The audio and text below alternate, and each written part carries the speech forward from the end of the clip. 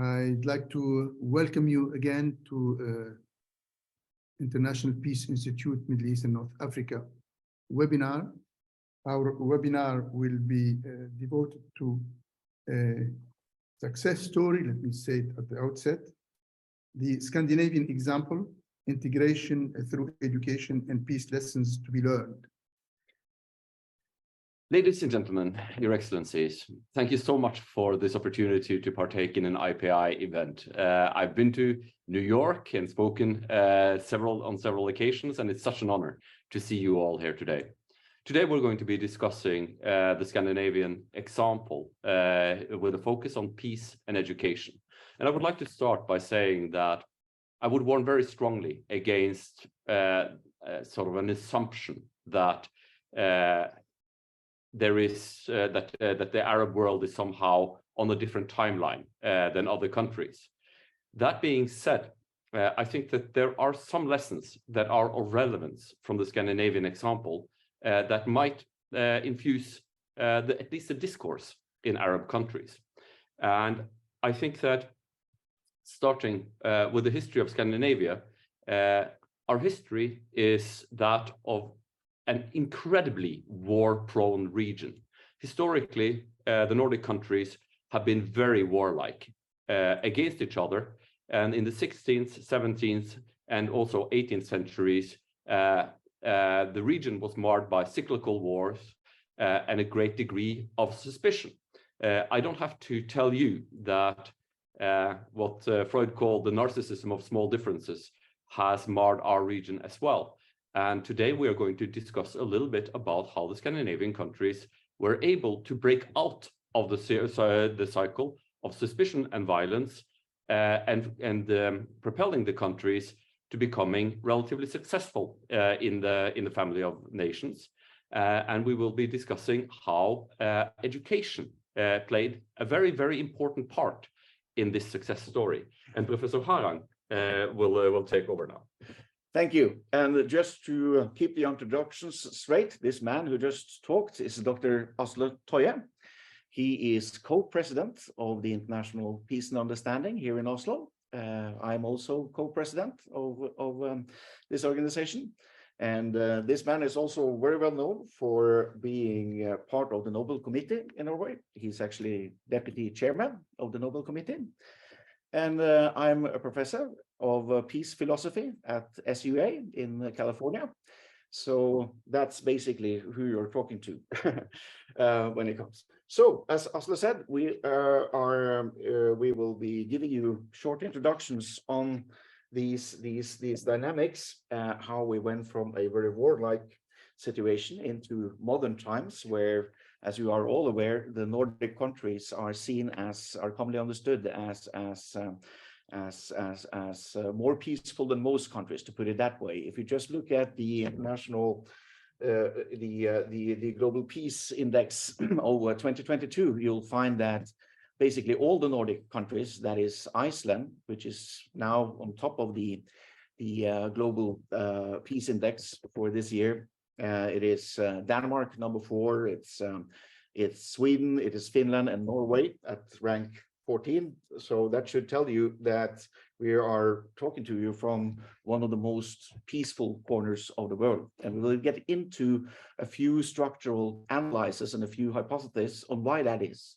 That may be interesting for your discussion. So thank you. That's all for now. Just to keep in track with the program, I'm expecting that we get a case study from Tunisia. So thank you.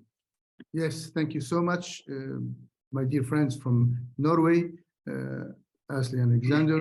Now I will give the floor to my friend Hatim Bin Salem from Tunisia. As I said, former Minister of Education, former Deputy Minister of Foreign Affairs, and of course, former head of the Tunisian think tank, ITES, Institut Tunisien des Études Stratégiques, plus. He's also a scholar. Hatim, the floor is yours, please. Thank you so much, Nejib, and thanks you for having me with you today. We are today talking about one of the most important issues for not only for Tunisia, but for the whole Arab and Muslim world. And I think that having the case of Tunisia as a study case is something very interesting, because we are living here a kind of a paradox. Tunisia was a real success story in education for many years, but Tunisia is now failing in reforming its education, and that's why we are having so much problems, not only political ones, but also social and economic ones. Tunisia always considered education as a pillar, a strategic pillar for sustainable development. And late President Bourguiba and President Ben Ali were convinced that with education, we can really be one of the most important countries in the region, in the Arab region. Unfortunately, there were many problems. I will talk about two of them, because the two are certainly problems many Arab countries are having today. As I said, education was a strategic pillar, a strategic objective. In Tunisia, education was compulsory and free for children till 16 years old. The Tunisian budget allocated to education in the whole state budget was for more than 50 years, more than 25% of the budget. We have invested lots of money in infrastructures. We had very innovative curricula.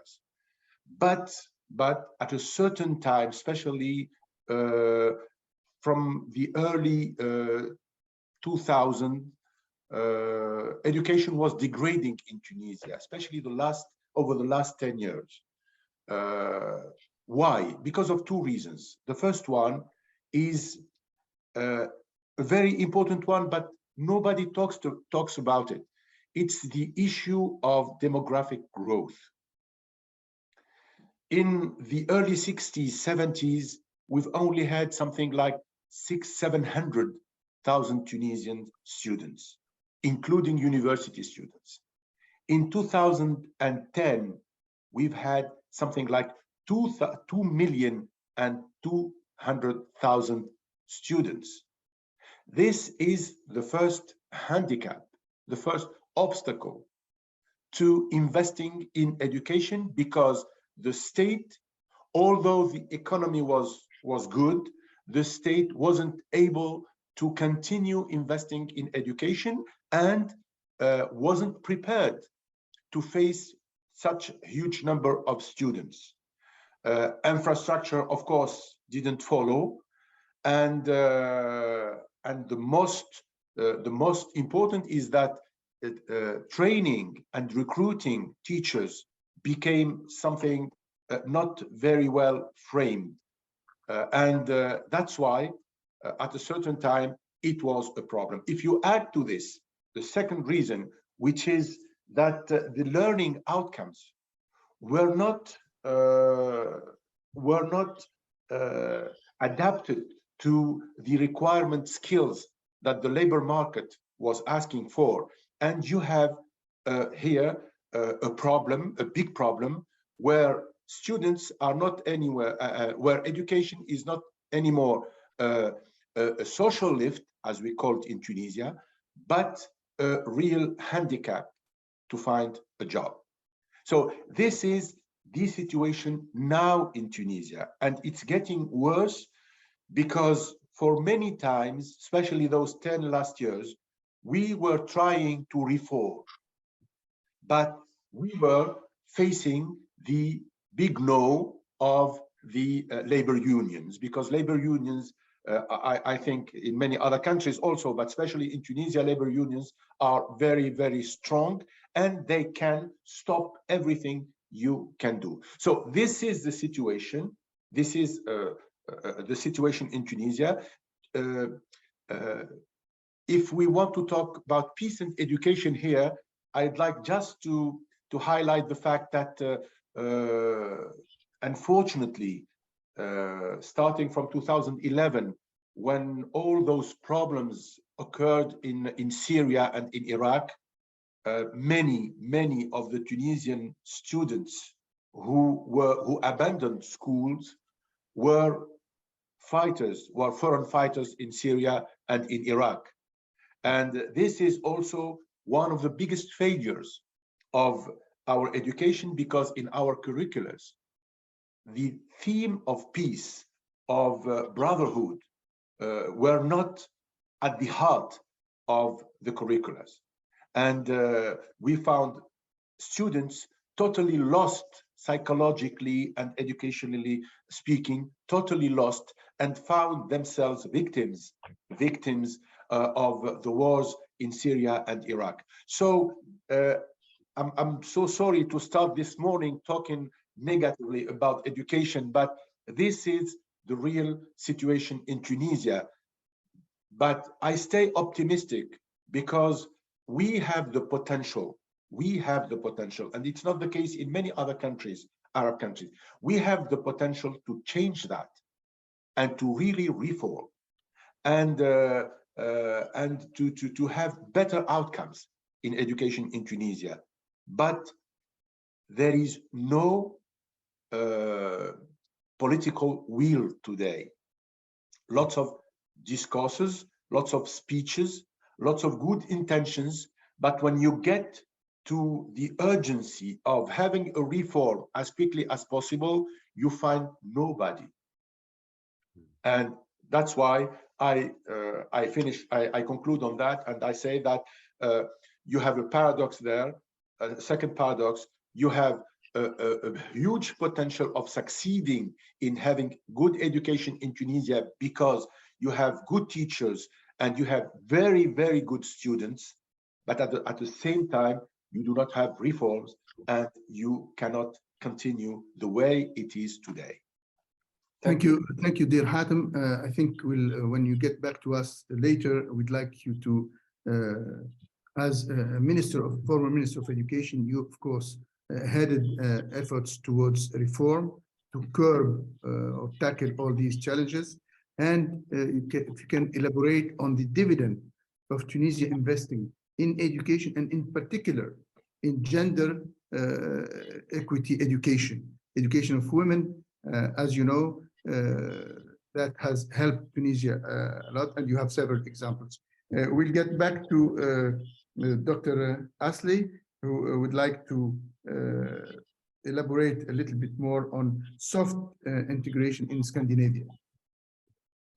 Thank you so much for your introductory remarks, Hatem. And I think that my comments will dovetail somewhat with your initial remarks, because the beginning of the story of Scandinavia is the establishment of peace. The history of Scandinavia is could be called the history of soft integration. At the beginning of the seminar, I noted that the Nordic region was incredibly war-prone, plagued by cyclical wars for many years through the 1600s and the 1700s. And the first element was the establishment of peace and trust between the nations, the establishment of firm borders.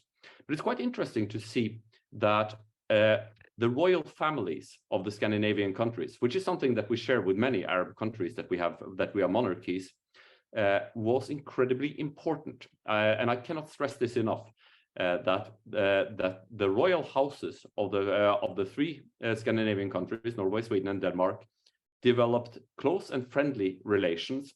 This became a symbol to the peoples of the countries that we were gearing towards a friendly future. The royal houses intermarried, and they frequently met, and this symbol action was actually quite important. A second point is that integration was step by step. It started on a very low level. None of the countries were interested in giving up any of their sovereignty. And the integration started on an ad hoc case-by-case basis, resolving questions of mutual interest, developing into the Nordic cooperation, the Nordic Union, which was quite a low level form of integration. But we did introduce passport-free travel, which is one of the chief achievements of Nordic integration, but also allowing for a greater exchange amongst educational institutions. And the Nordic countries have learned very much from each other. And just building on what you said, Hatim, I think one of the interesting aspects, and this is maybe counterintuitive, was that we did not start with internationalization. We started with not supply-driven education, i.e. trying to give everybody a university education. It was much more demand-driven, i.e. that we were trying to educate people that were needed in the economy. So the focus was on number one, creating a population that all had elementary education. So we had a population where everybody could read, but not so many people had higher education. And the education system was built up in quite an interesting way, with a focus on universities educating quite few, but the people who were educated was basically flowing into the needs of the state and the economy. We also had a very, very good system of technical high schools producing engineers for the economy, separate from the universities. This was much more of technical expertise for building infrastructure and strengthening the country. And thirdly, we built up a system of what we call folkehøyskole, the people's high schools, which was and remains a very, very important arena for fostering a peace culture. The folk high schools is basically where a lot of young people will go after the high school before going to university or not going to university, where they are taught in skills that are applicable, for gaining work, but also getting schooled in the importance of peace. And I cannot overestimate this enough.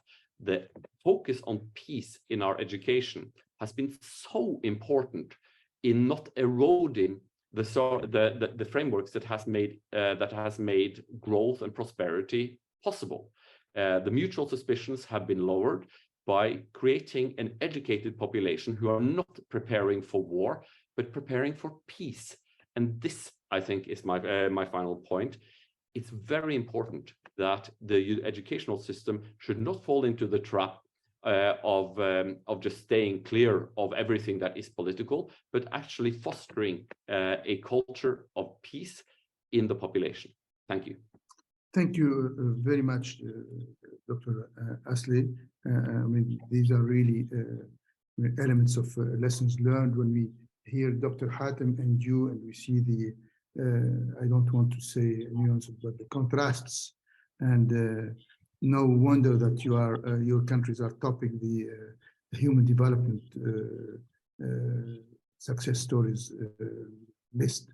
Let me go back to Dr. Hatim, maybe to have some reactions on what Dr. Asli said, and maybe also tap into his experience as with regard to my previous question, and on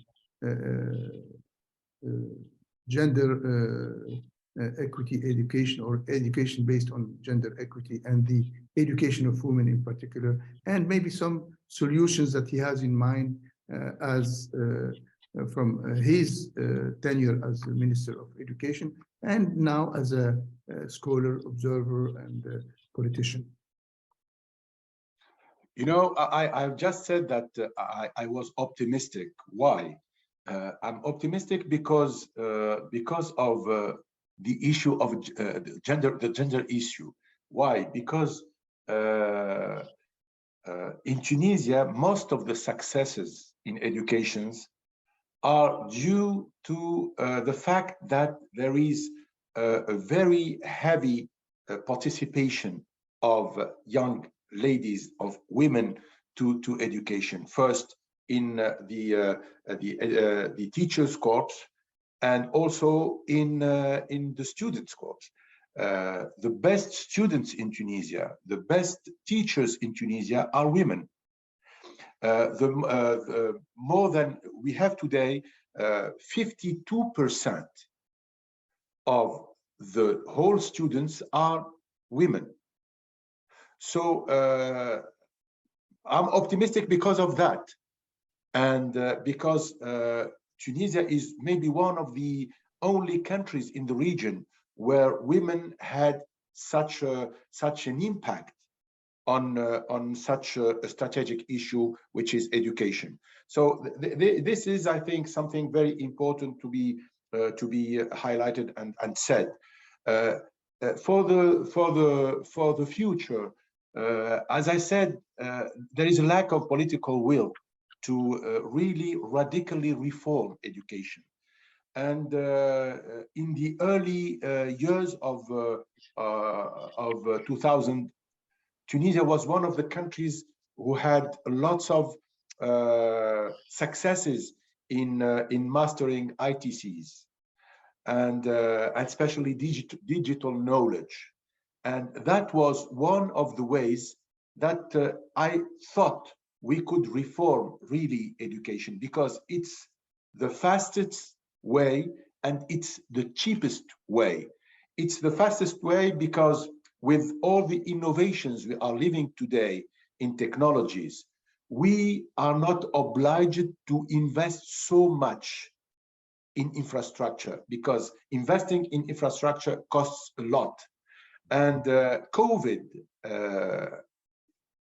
hopefully, I should say, was one of the best experiences to show that there was a possibility to educate otherwise. And as I said, digital knowledge is something now taking a very large place in transferring knowledge to students.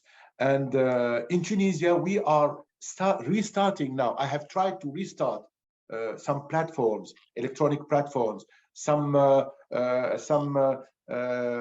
educational lessons by far. So we have tried together to get a little bit on the technology path, on the knowledge, on the digital knowledge path, because, as I said, it was the fastest one to get to good results, and it was the cheapest one, because we have that chance in Tunisia to have not only technologies, but the human resources capable of mastering those technologies.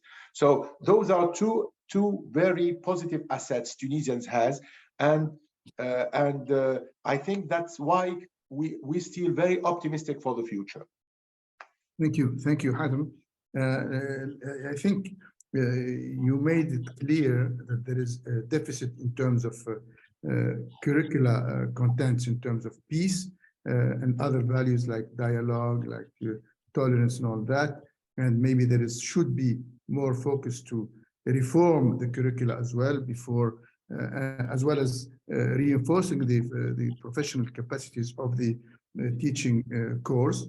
I fully agree with you, through the École Normale, l'École Normale Supérieure, and which were the sources of generating the appropriate human resources. Let me go back to Professor Alexander Harang.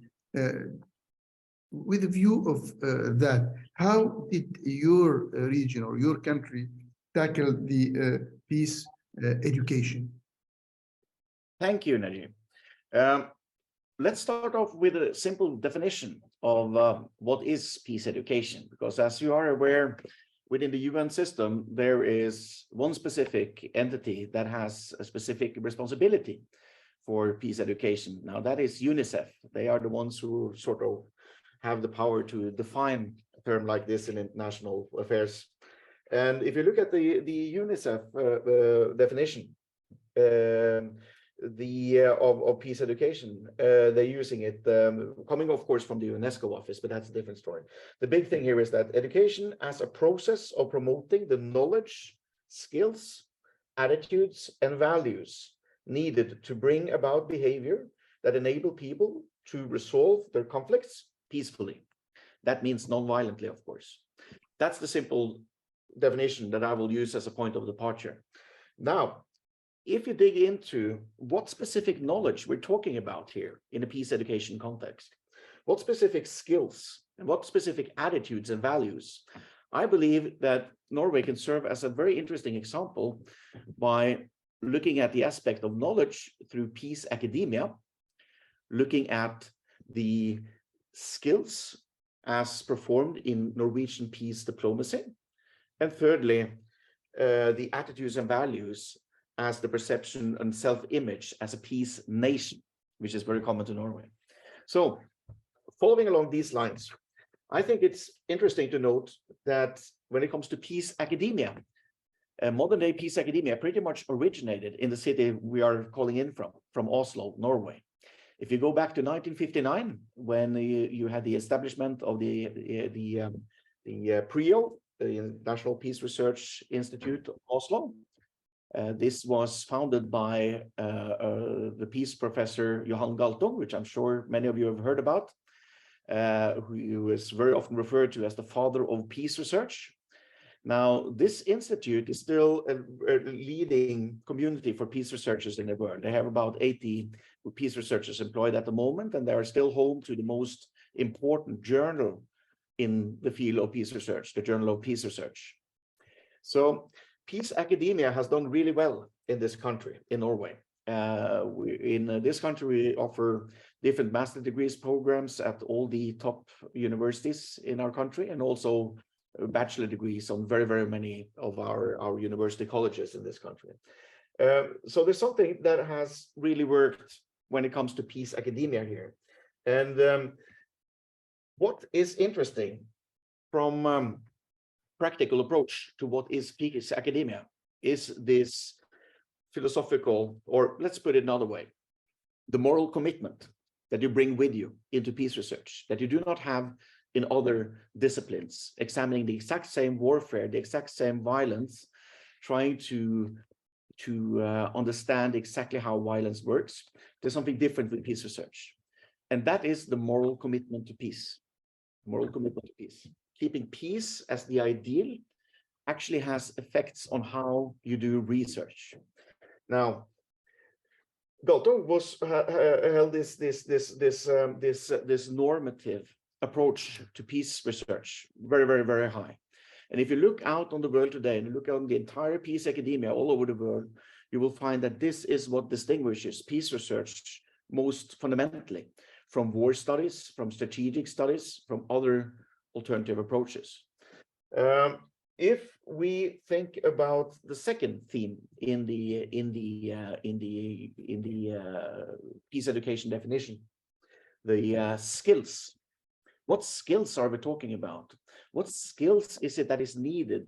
What skills are you actually teaching when you're doing peace education? What skills are we talking about? Those skills that enable us to handle conflicts non-violently. Well, one example could be diplomacy. Look at how the Norwegian peace diplomacy has developed over the last 30 years. That is quite interesting and quite exceptional. And I would argue a few things there. That firstly, the main reason why this peace diplomacy has been able to flourish as it has over the last 30 years, the main reason why is because the peace diplomacy has no political color. It's not or the red or the blue. It's not part of party politics. It is hailed by both the conservatives and the socialists, and therefore you have been able to have a continuation in the peace efforts initiated by the state over several decades.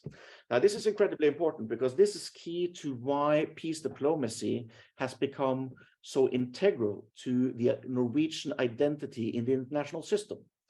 And this is, of course, something that has been initiated from an idealist departure, from an idealist understanding of the world, an idealist motivation for influencing the world.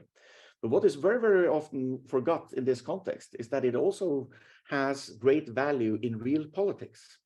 Now, the fact that the Norwegian government has been involved and facilitated peace talks in more than 40 international conflicts over the last 30 years, that has given Norway a brand as a peacemaker and a peace negotiator that has a lot of value to it, also in international politics, in, let's say, NATO or the UN system. So just to give you an example, if you just look at the situation we're in right now, where Norway is currently holding membership of in the UN Security Council for 2021 and 2022. If you look at the lobby campaign that Norway had going to achieve this seat at the UN Security Council, the main ingredient in that lobby campaign towards all other governments was peace diplomacy.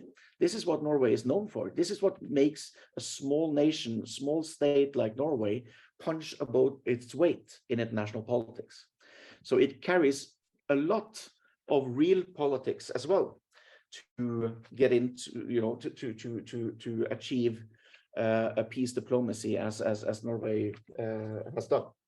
Lastly, I would like to share some reflections on the cultural aspects of what the definition of peace education is referring to as attitudes and values. Now, if you look at the Norwegian case, you will see something very, very interesting when it comes to peace culture, because ever since Norway got its independence from Sweden back in 1905, this self-image of Norway as a peace nation has been core to our nation building. Now, this is very relevant to understand why it was Norway that came out as the peace facilitator in international politics through the 1990s.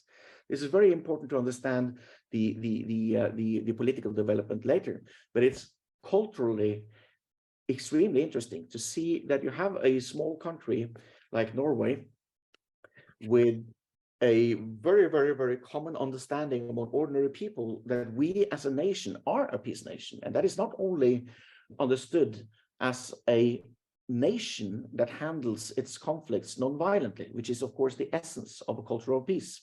Again, if you go back to the core UNESCO definition, that is the key.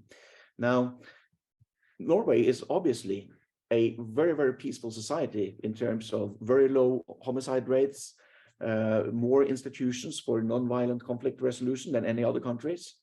Of course, there is something, you know, generally peaceful here, but peace nation, if you think in terms of statehood, that is almost a contradiction in terms.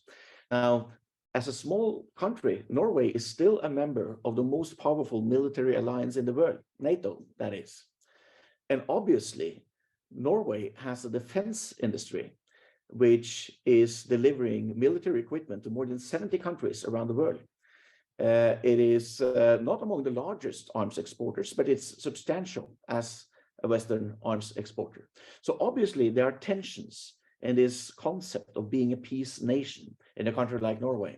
And this Janus phase that we're heading with here, that you are as a nation objectively identified as a peaceful nation when it comes to homicide rates and those kind of things, but at the same time are always in the tension of being an actor in larger alliances and, you know, wider geopolitics. That is a tension that is always there. So just to sum it up, I would say that from 1788, last time when Norway had a war of aggression against the Swedes, up until 1991, there was no military campaign from the 1999, of course. There was no military campaigns run from Norway. That has been an extremely important part of the history, which is very, very relevant to why Norwegians think of themselves as a peace nation. Now, since 1999, with the bombing of Serbia, the NATO mission, this was a big blow to the idea, to the self-image of Norway as a peace nation. With the continuing contributions to the military operations in Afghanistan, in Iraq, and Libya in 2011, this has been you know, more and more of a political tension in Norway generally in the culture, and also specifically towards the idea of Norway as a peace nation. So this is one side of the story. The other side of the story is that most of the Norwegians that would agree to the statement Norway being a peace nation would also think of many other elements of being Norway that is not strictly relevant to non-violent conflict resolution, which is of course is the essence of peace, but is relevant to what it is being selfless as a nation, not being egoistic. In example, Norway is a very big donor of development aid, and also a very big contributor when it comes to humanitarian aid all over the world. Now, this is to the ordinary Norwegian understood as being kind. And that simplification of what we talk about when we talk about values and attitudes of relevance to peace education, that is, of course, not strictly in line with the definition of peace education, but it tells you a little bit about the approach to being a peace nation. So with these three elements portrayed for you, I think that's where I will end. So thank you. Thank you so much, Professor Alexander Hatim. By the way, I have these remarks written down in a larger format, so I would like to share that with you if you are interested. Thank you. Yes, definitely we are interested. Thank you very much for this very, very insightful analysis and presentation about even the contrast and the dichotomies within this human developed, I would say, country between the peace achievements and the other involvements in many conflicts, as you said. And thank you again for referring to the cultural dimension of the culture of peace, I would say, in your country. That was my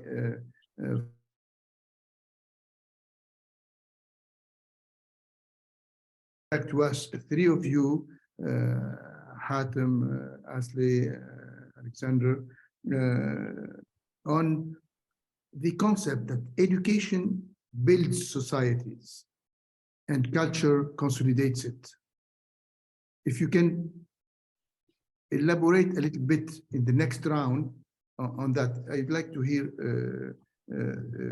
three of you on that. But before that, I'd like to solicit my friend, His Excellency Antonio Patriota, the former Foreign Minister of Brazil, a multilateralist by excellence, and of course he is involved in the different exercises of thought building, research, diplomacy within the UN system and beyond. And he is now ambassador in Cairo, and he is also an active member of Les Leaders de la Paix, peace leaders headed by former Prime Minister of France, Ravarin. And without getting into the details of their mandate, I think he highlighted one of his the reasons of his presence now. He highlighted the importance the Leaders de la Paix are bestowing or according to the to education. So let's hear from him, and then we will not limit him to education, but to delve also onto the experience of his country, his region, the Andean Pact, region integration efforts, failures, and all that. Antonio, you have the floor. Thank you very much, Nejib. Let me first of all thank Nejib and IPI for allowing me to sit in unannounced at this very interesting conversation. I think there can be no more important topic today than peace, education for peace, diplomacy, when we see war raging in Europe and Africa and so many parts of the world, and international law being disrespected by those who should know better and who should be leading actually in advancing predictability and cooperation in international affairs.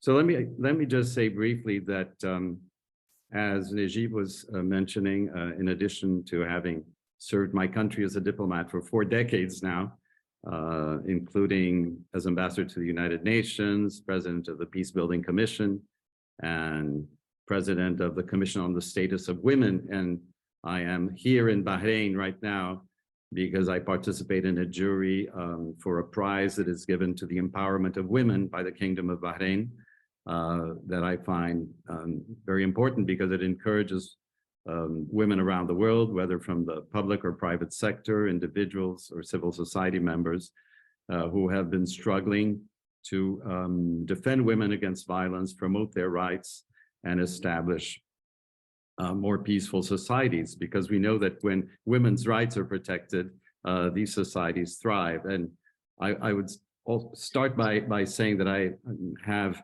much praise to give to Tunisia and to the Nordic countries, by the way. Tunisia, as the only Arab country that has established a full equality of rights for men and women. For example, inheritance law. Tunisia, I believe, is the only Arab Islamic country that foresees equal rights for men and women as far as inheritance goes, allows for Muslim women to marry non-Muslims, etc. These were all revolutionary measures that were taken by Mr. Bourguiba, and I think he really deserves a lot of credit in this regard, as Mr. Hatim was mentioning. And of course, the Nordics, they have established institutes of excellence, not only the Nobel Peace Prize and the Nobel Institute, but CIPRI, academics, others who have been developing our thinking on peace and also rewarding champions for peace that really deserved to be rewarded. And I'd like to highlight, for example, the role of Norway in the Colombia peace process, which was one of the few situations we have in Latin America that was inscribed in the United Nations Security Council. The only two are actually Haiti and Colombia at present. And now I understand that Norway is also playing a role in Venezuela, which we welcome very much because it is one of the challenges that we are facing in the region. But let me just share a few thoughts that occurred to me as I was listening. One thought is that one should not equate role model for peace with highly developed or wealthy nations necessarily. As we know that historically, some of the most war-waging nations were the most developed of their times. You know, all we have to think of is Germany in the 1940s, for example. So wealth and development does not go hand in hand necessarily with the promotion of peace, just as poverty should not be associated with the violence or instability or war. Brazil, the country that I have represented for most of my adult life, in fact, is a good example of a large nation that has been at peace with all its neighbors since the 1870s. There has been no war, and we have 10 neighbors. So after China, Russia, we're the country in the world with the largest number of neighbors. And one of the reasons we have not had any conflict with any of our neighbors since that time is actually that we invested heavily in diplomacy. And all our borders were established through either negotiation or arbitration, or in one case, through a purchase of land. And this was the work of whom we consider our mentor, the Baron of Rio Branco. You know, some of you know that we were a monarchy for 66 years.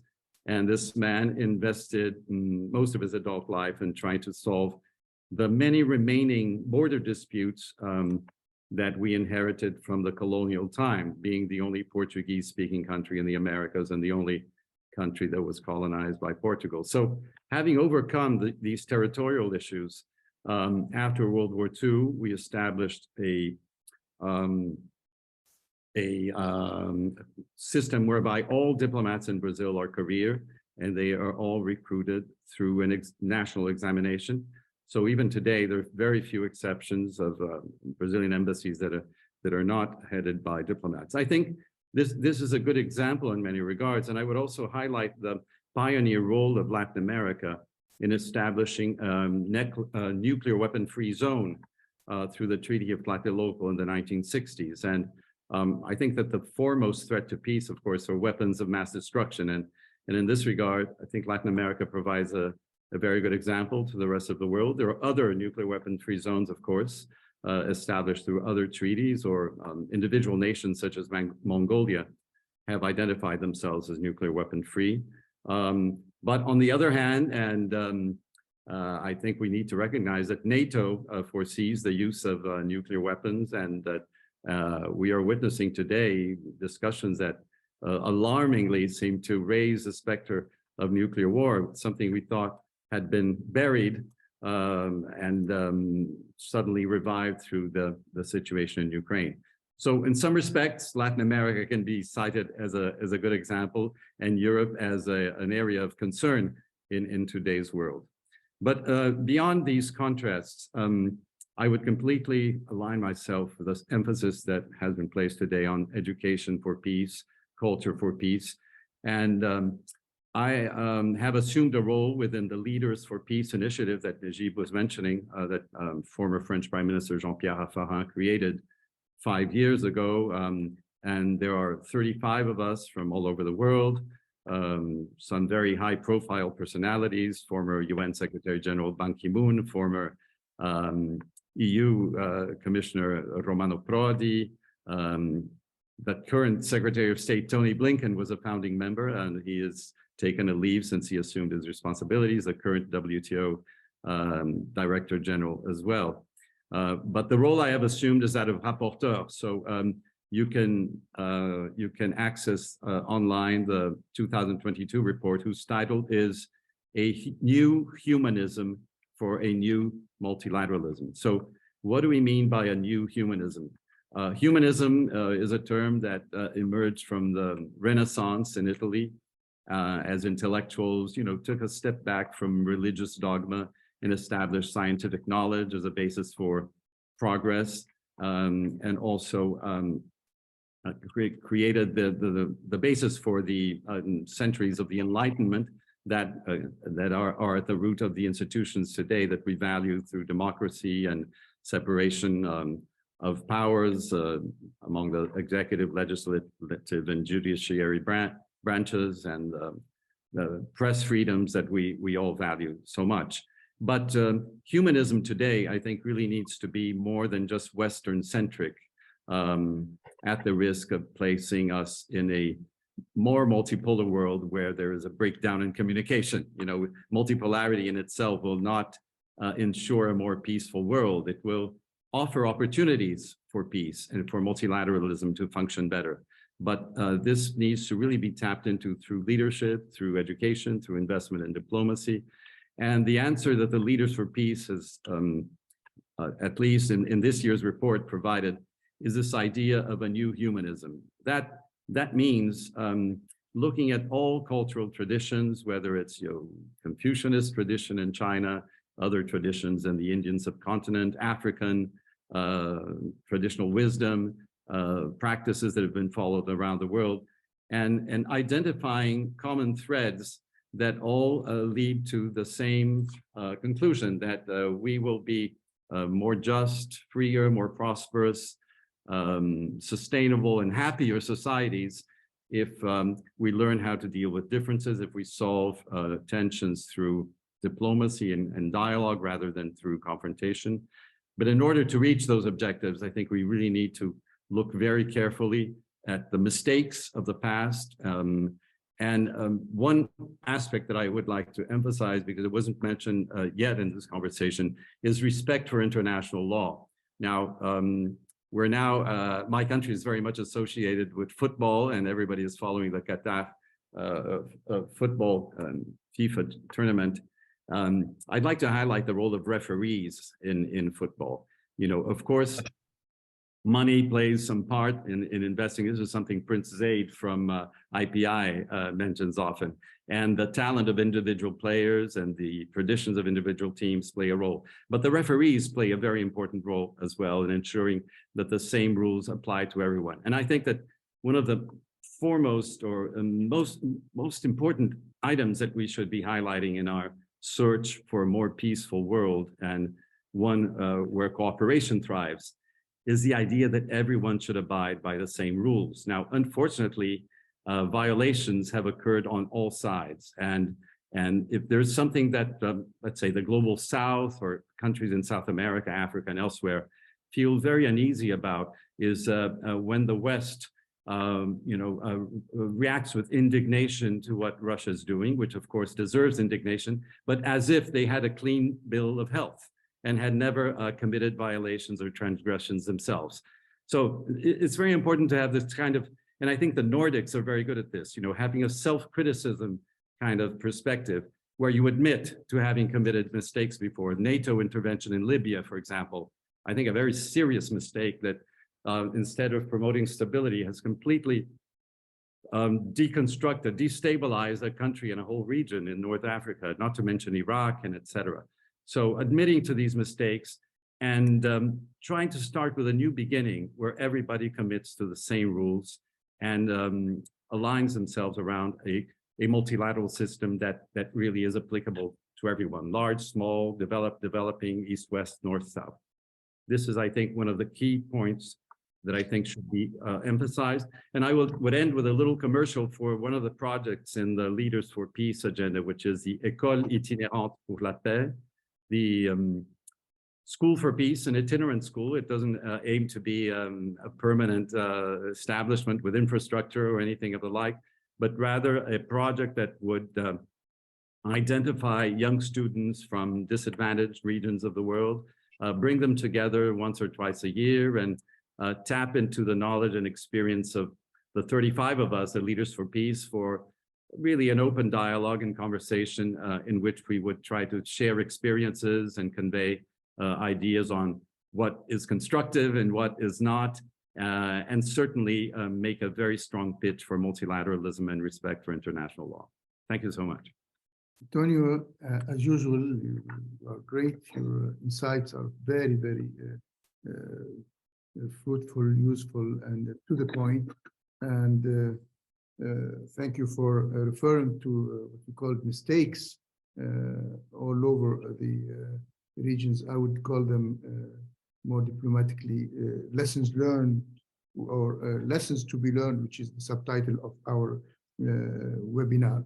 Now, I don't know if we would go back to the again to conclude maybe and open the floor for the audience to go back to the cultural dimension of peace linked to education.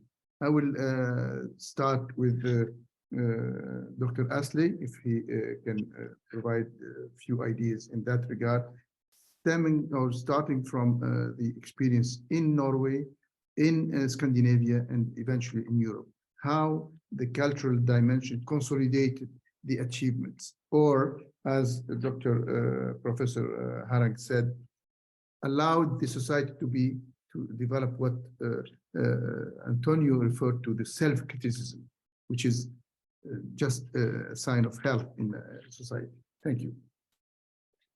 Well, thank you so much. And let me just start by supporting the view of international law as essential to build a peace culture. Context is paramount, and I think that the question raised over the conflict in Ukraine and the nuclear skullduggery that has been going on is a point well made. And I think that, unfortunately, the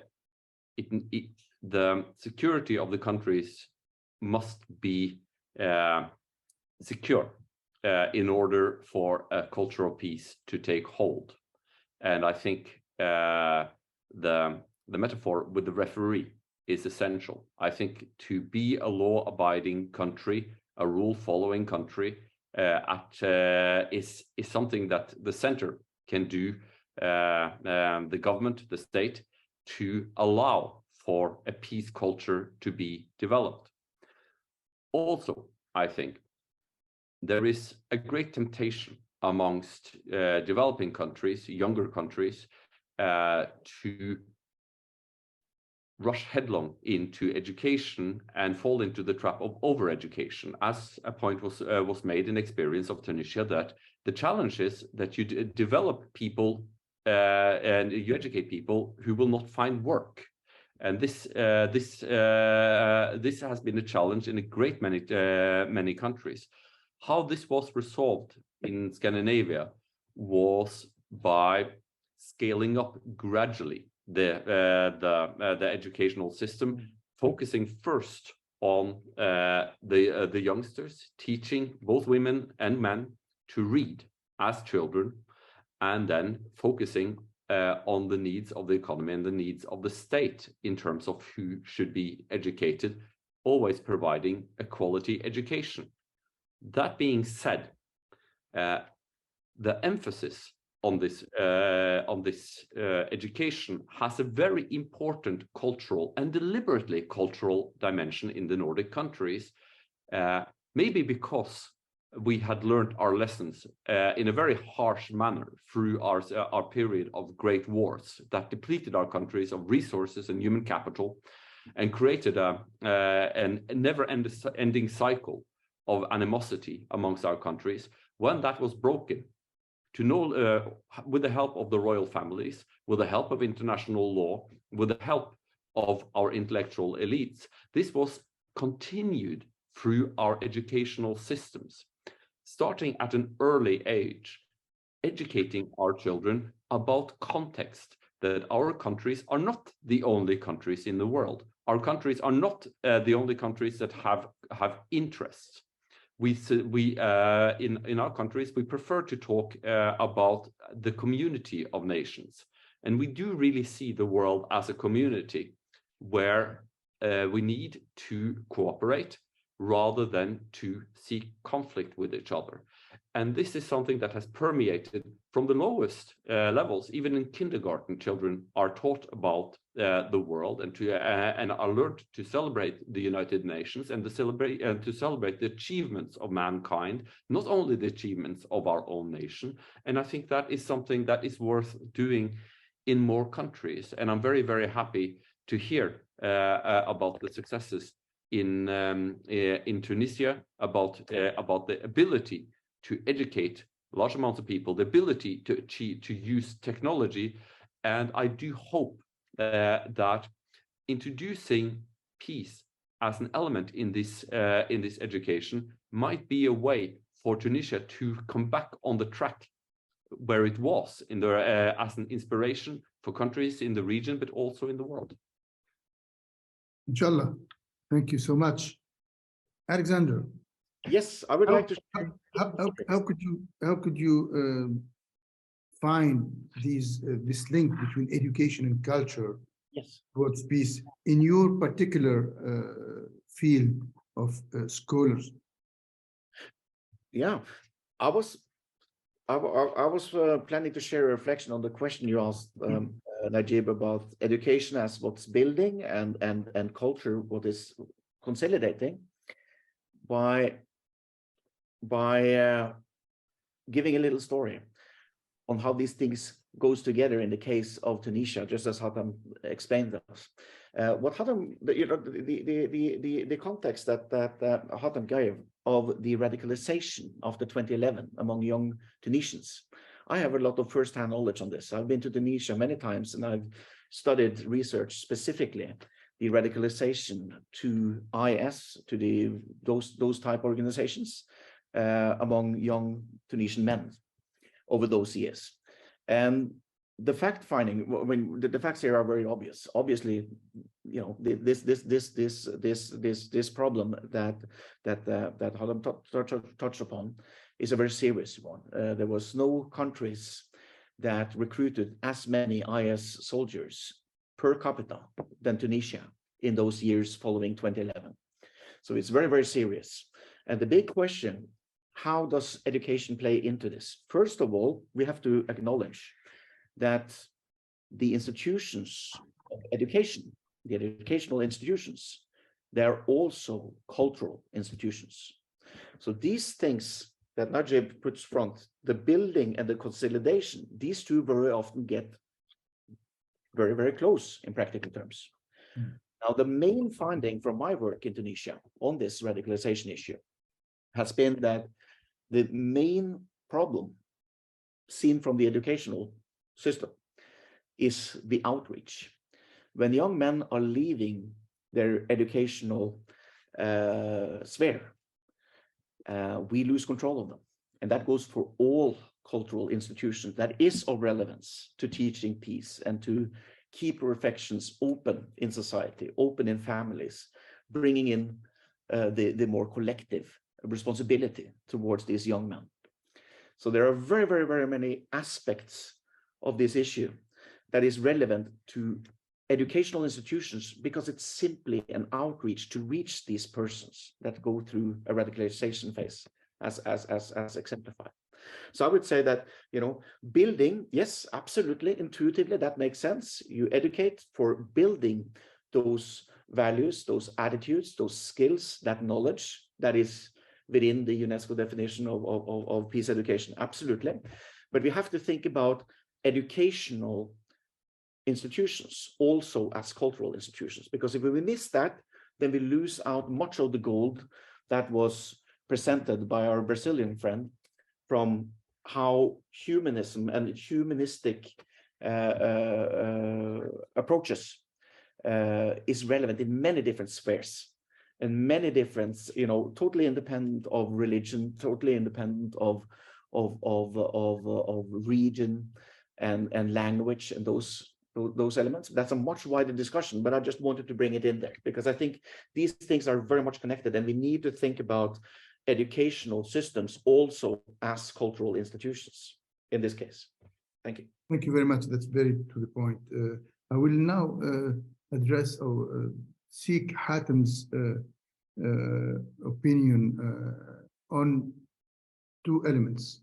How in his tenure as Minister of Education and then as head of the ITES, the Institut Tunisien des Études Stratégiques, Tunisian Institute for Strategic Studies, how has he considered the cultural dimension of education? And then as maybe a kind of teasing question, Tunisia hosts the headquarters of the UNESCO of the Arab world, the Alexu, where you have the regular meetings of the education, culture, and science ministers. And then Morocco hosts the ISESCO, which is the UNESCO of the Islamic world, the Islamic states, education, scientific, culture organizations. Let's be realistic. To what extent one can approach these two institutions with starting points to at least the 3 or 4 countries who would adopt such ideas developed by our panel today, and seek with them how to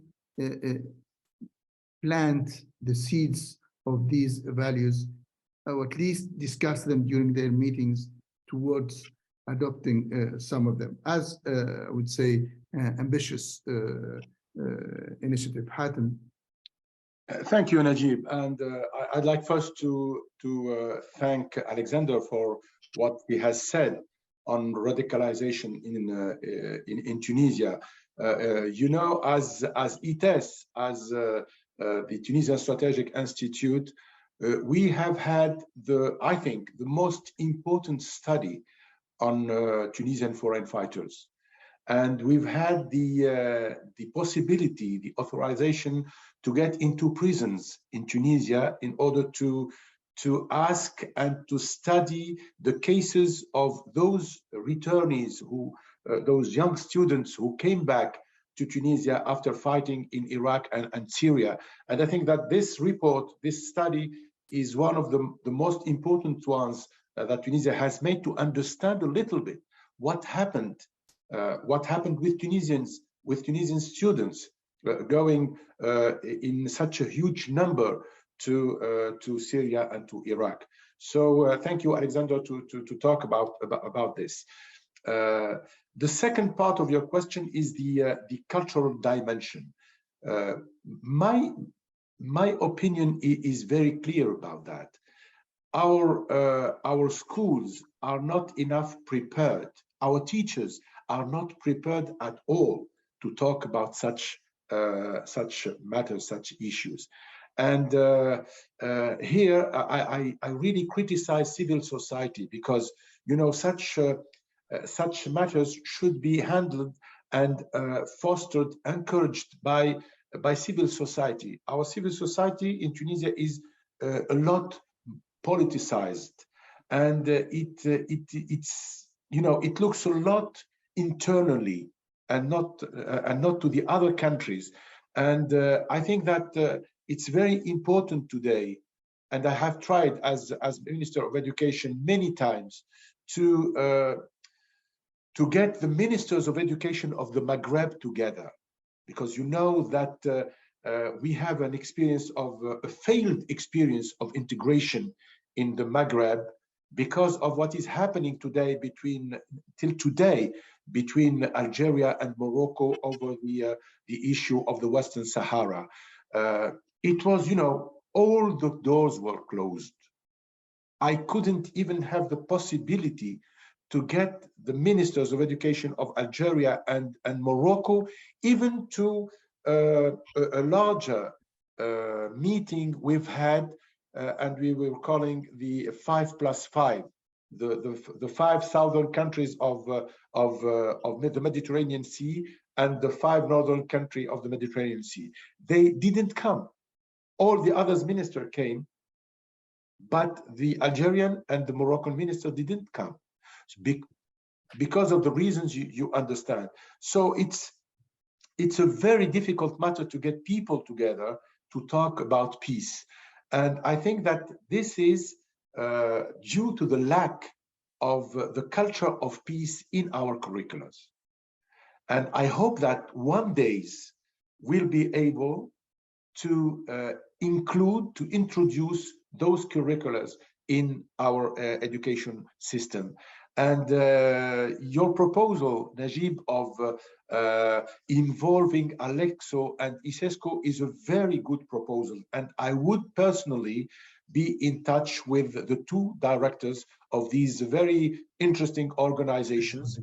And I will try to sensitize them on the issue, because I personally feel that if we can get the experience from the Scandinavian countries, and if we can get people together, a lot could be done in order to not only introduce, but convince political leaders in our countries to really give much importance to the culture of peace in our education systems.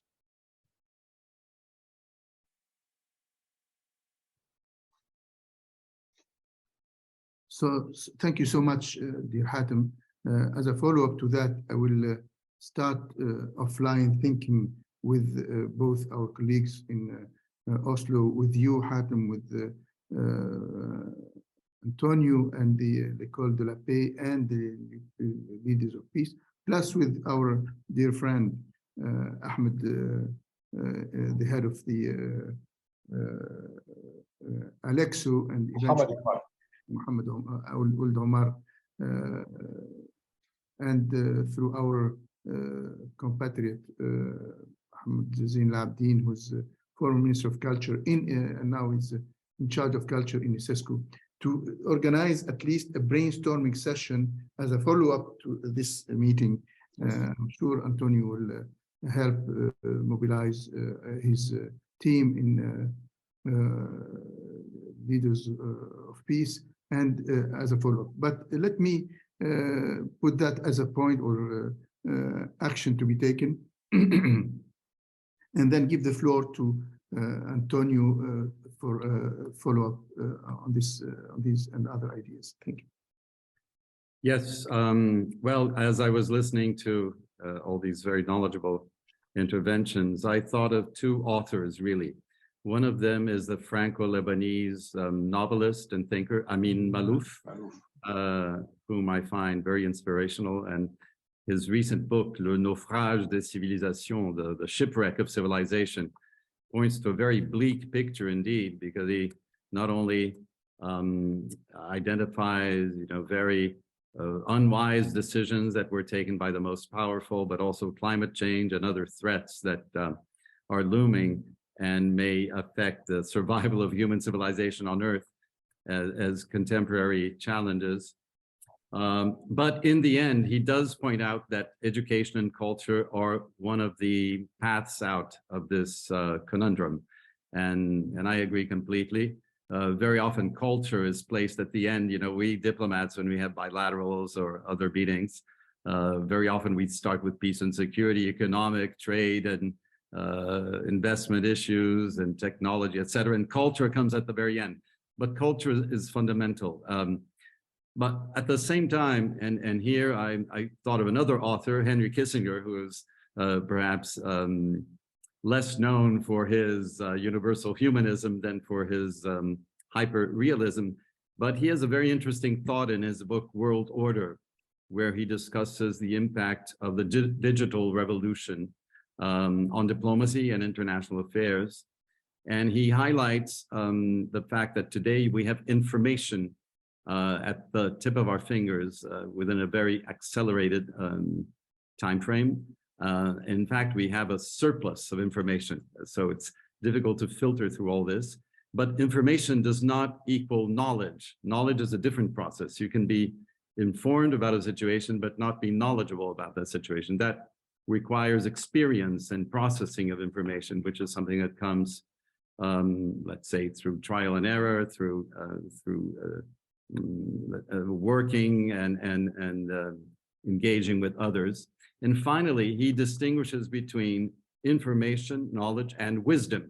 You can be very well informed, very knowledgeable, and yet be unwise in your choices and in your decisions. You know, take positions that are ultimately detrimental to peace or to international cooperation. So I think those are important distinctions to bear in mind. And finally, I would warn. Well, let me just mention that in the initiative of the Leaders for Peace to establish schools that are itinerant, I think one concern will be to have a kind of a historic perspective and show how the international system evolved from one, starting maybe with Westphalia, and the Nordics were very involved in the 30 Years War before Westphalia, of course, and the first attempts to establish state sovereignty and the freedom for countries to determine domestically what kind of religious order they would follow, and then coming to the Congress of Vienna and that system, the League of Nations, which proved to be, let's say, unsatisfactory, and finally the multilateral system that, with all its faults, has survived 77 years, and I think is our best hope for preserving dialogue, but that does need reform and some degree of modernization. I think this is also a consensus. Another aspect will be, of course, culture, respect for diversity, exposure to different schools of thought and ways of thinking. But, and here is my final thought, that is maybe one that will not bring necessarily reassurance in this debate, is that when you educate young people for peace, for respect for diversity, and establish a culture of interaction, you're actually creating subversive minds, and minds that will challenge conventional wisdom, minds that will not necessarily submit to authority just because the authority is all powerful. So for peace to thrive, we really need freedom of expression and freedom of the press. And unfortunately, education and culture alone, in the absence of freedom of expression, will not help us to make inroads towards peace. This is more of a political issue than a cultural or educational issue. And of course, there's a big debate in the Arab world about, you know, democracy versus stability. I can understand that fully by living in Egypt for the past 3 years. The region was subject to very serious upheaval in 2011 beyond, and needs to stabilize. But beyond stability, I think it's fundamental to ensure a degree of freedom of expression. Otherwise, our attempts at education and promoting culture will be very sterile in building a more peaceful international environment. Thank you. Thank you very much, Antonio. I will draw your attention that we went beyond the limited time, and that I don't think we were bored. We can go ahead and ahead, but there are limits to everything. I would like to see if somebody would like to say something out of the panel regarding the diplomatic community or others. Any remarks from our audience, or Dalia, if you want to put a question, or otherwise I'll ask all the panelists to maybe come up with some ideas about lessons to be learned in this, to summarize what we have been discussing, and enlighten us with some points of focus for future activities, from where to go from now. Okay. Shall I go back to, if I don't see any comments, go back to Professor Dr. Asli Tohi for concluding remarks eventually? Oh, thank you so much. Thank you for a very stimulating seminar. I think it's important that we remain realistic, as we have been in this panel, about the challenges facing us. And I think that it's very worthwhile, as you pointed out, Antonio, to highlight these are not challenges facing individual nations. These are challenges facing entire regions and the world at large. And I think one of the lessons from our conversation today is we all agree on the importance of education. Where there is a possibility to do this better is through deliberately infusing education with the elements of a focus on quality, a focus on peace education, and importantly, the last question that His Excellency Antonio highlighted. It's very difficult to build successful societies without freedom of speech, and this is living in Cairo. I completely understand that you underline that there is a balance with stability. I completely understand that. That is why context is so important. Any country, in order to develop a culture of peace and a culture of prosperity, must be safe. In Scandinavia, we are allied to the United States of America, and this is sometimes forgotten, how the United States provided a safe space, if you will, for our countries to overcome our mutual suspicions and animosities. And I think the question of stability should be addressed on a regional level. As I know, Nejib, you have been working on this almost for a lifetime, and through the efforts, one of our compatriots, Terje Rød Larsen, is a huge inspiration on this score. And finally, I would like to underline that when it comes to education, focusing on the freedom of speech as key to developing what the philosopher Jürgen Habermas called a community of disagreement, that we actually foster a culture where it's okay to challenge authority, given that there is enough stability that this doesn't threaten the stability of the state or of the region. So these are my comments, and I would like to thank you all. I have learned so much from the other panelists. I've filled pages of notes in my book. Thank you. Thank you so much. Alexander? Yes, I will be very, very, very quick. And I absolutely concur with everything that Asli has just been saying. Just one last reflection on the issue of stability. And also, this is connected to another element that Antonio brought up when he referred to the ultimate existential threat that we're facing, nuclear weapons, and the geopolitics and the situation we're in, where the actual threshold of using nuclear weapons is much lower than just short time ago. The stability thing, if we're first going to the UNESCO world, let's say the Paris office, where these people with the office with the direct responsibility of peace education sits, you will find another portfolio at the same office, which is called disarmament education.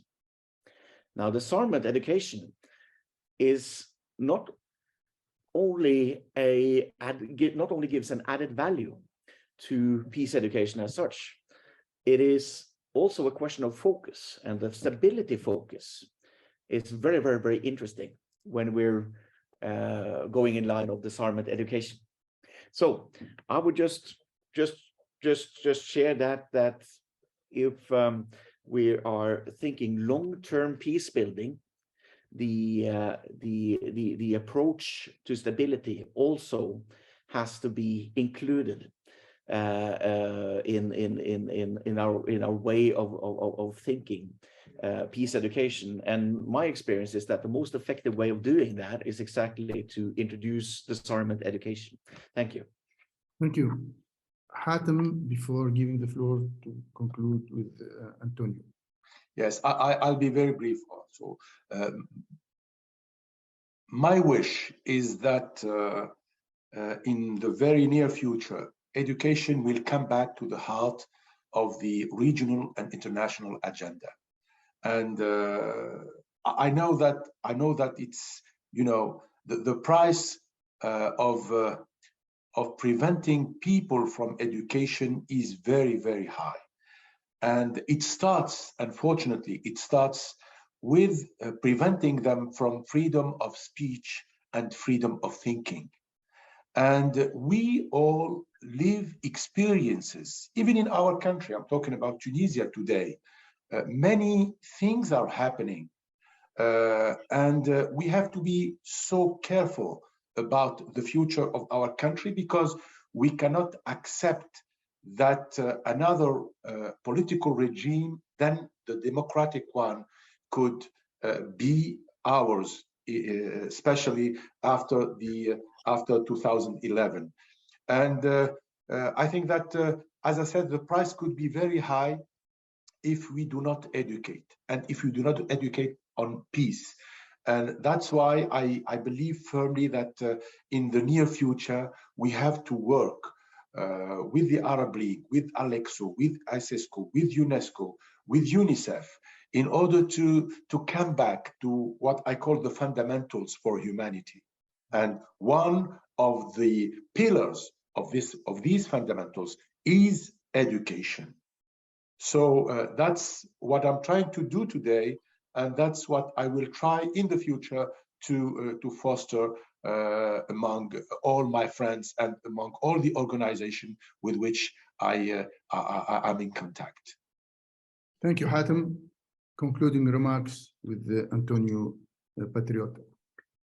Well, I benefited very much from this exchange also. It just occurred to me that I didn't quote in its entirety the guiding thought through Amin Malouf's book. And in fact, he provides us with a ray of hope when he speaks of the importance of culture, because he speaks of two aspects of culture. One is the knowledge of the different traditions that create respect for diversity and, in fact, enthusiasm for diversity, whether it's by learning about different literatures or musical forms or art or whatever. But the other is one that historically is rather new, and that enhances the sense that we are all part of the same humanity. And this is a threat posed by climate change and environmental degradation. We have been actually afforded a very interesting topic in our generation, and especially the younger ones among us, which is this awareness that unless we cooperate internationally, we are doomed as a human species on the planet Earth. And this should be really a very strong incentive for us to develop this planetary kind of consciousness.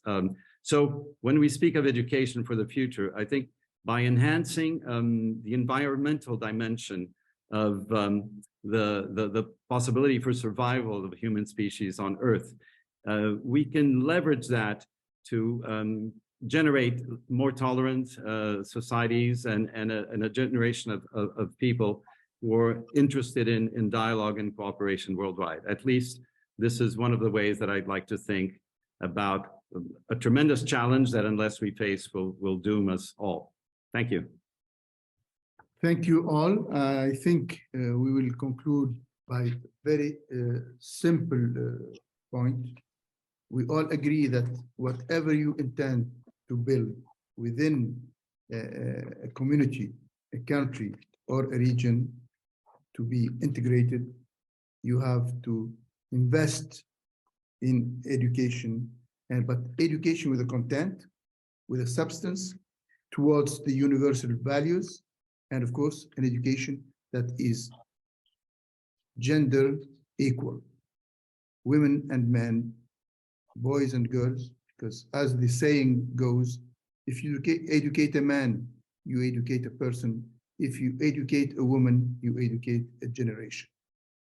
On this note, I would like to thank all of you, Professor Haring and Dr. Toye, Hatim Bin Salem, and my friend Antonio, Patriota.